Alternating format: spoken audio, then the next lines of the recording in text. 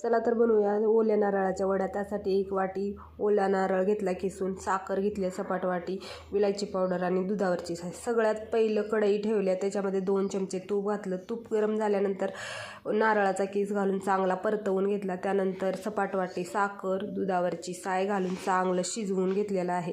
आता आपलं सारण शिजतंय तोपर्यंत पोळीपाटाला थोडंसं तूप लावून घेतलं।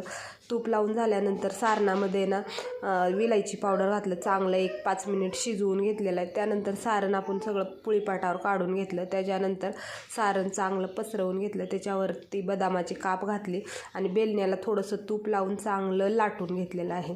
आता मस्त असं आपलं वड्या काढण्यासाठी आपलं सारण तयार झालेलं आहे। तर आता याला उभ्या आणि आडव्या लाईनी ओढून घ्यायच्या आहेत आणि मस्त अशा छोट्या छोट्या वड्या काढून घ्यायच्या आहेत। मस्त अशी आपली ओल्या नारळाची बर्फी तयार झालेली आहे। बर्फी तर खूप छान झालेली आहे। तुम्हाला व्हिडिओ आवडला की नाही नक्की सांगा।